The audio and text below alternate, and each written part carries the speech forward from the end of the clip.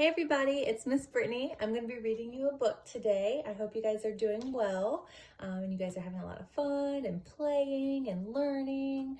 Tell me if you're playing any board games with your families, which ones you like. We played Monopoly yesterday. We've been playing Monopoly Empire. I don't know if you've heard of it, but they have little chips instead of just the board game with the houses and apartments and stuff like that. So that one's a really fun one. Or they have Monopoly Junior. But I am coming on here today to read you a story, and I'm actually coming from my office. So behind me is some pictures I have hanging in my office. I love art, and so I don't know if you've been drawing a lot lately or painting or coloring, but this is some art I did when I was in school. I have it hanging up, and then this is a picture someone drew. It's called a caricature. Someone drew of me and my husband. And I love hanging that up in my office. And then I have some other books here. So I don't know if you guys have a space where you can work in your house right now to do some of your schoolwork and learning still.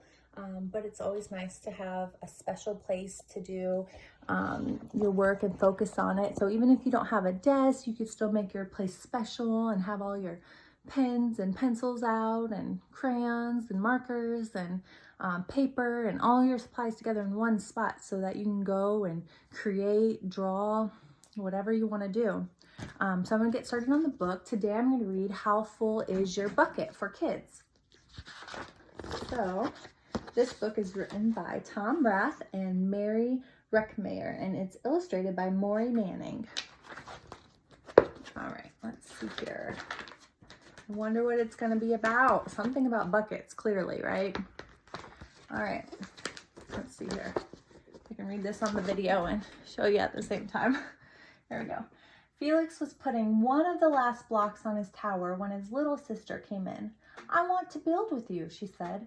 Felix scowled. "Go away, you're too little." I don't know if that was very nice of Felix to say, but I'm sure we've all felt like that before. "I'm big. Stay back. You'll knock it over." "I can be very careful. Go play with your baby toys, Anna." So Anna, here she drew a picture of how she felt about that. She drew Felix and she crossed him out. Thwack! Oh, if you can see there, she hit his tower with her doll. She must not be feeling very happy about his response. "Grandpa!" Grandpa shook his head. "Felix, you just dipped from your sister's bucket.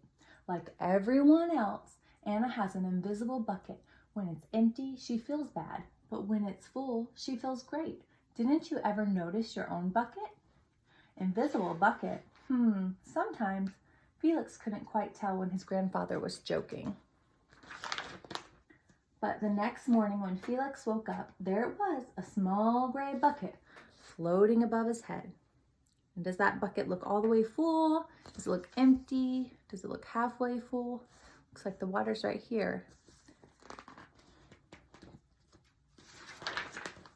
When Felix came down to have breakfast, his mom was in a hurry. "I've got a meeting this morning and it's almost time to go. Anna, sit still." And look, he's over there. Felix is trying to get the cereal. Let's see. Felix slipped and choco wheat scattered across the floor. "Felix," yelled his mom, "you should have used the stool to reach that."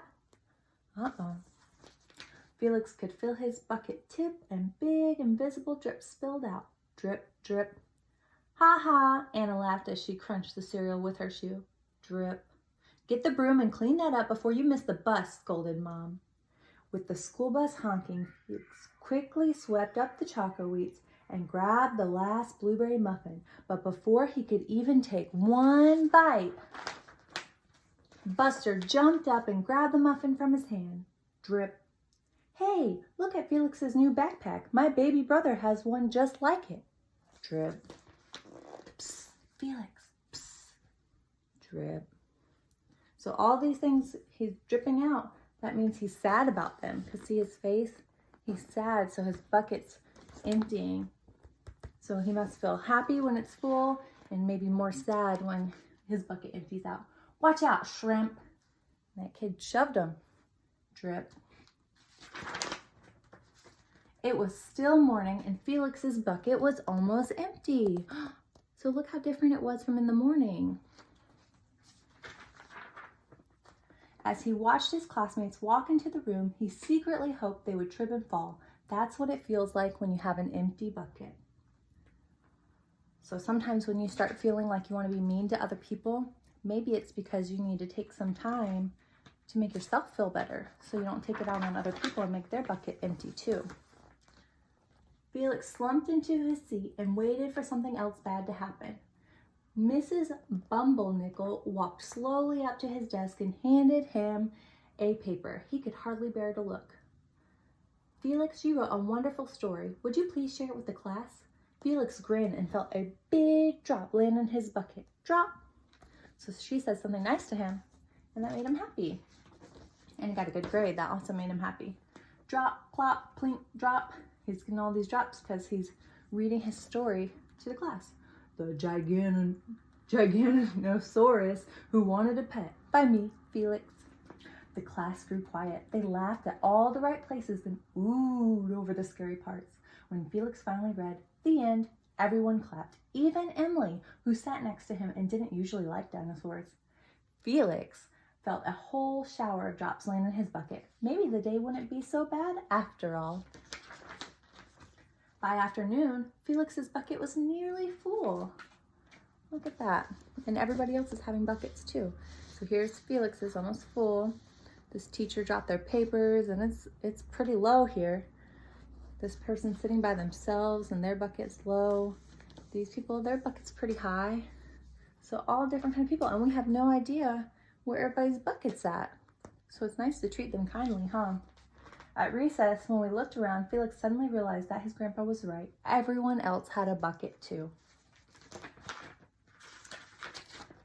Let me help you. Look, Felix chose to help that teacher that dropped all his papers. Drop, drop. When he helped him, he got a drop too. Here's your baseball. Catch. Thanks, dude. Drop, drop. These are drops going in. Hi, I'm Felix. Is it your first day? Yes, I'm Amir. Drop, drop. The strange thing was that for every drop he helped put in someone else's bucket, he felt another drop in his own bucket. That's awesome. When Felix burst in the door after school, he shouted, "You were right, Grandpa. I do have a bucket and I understand how it works."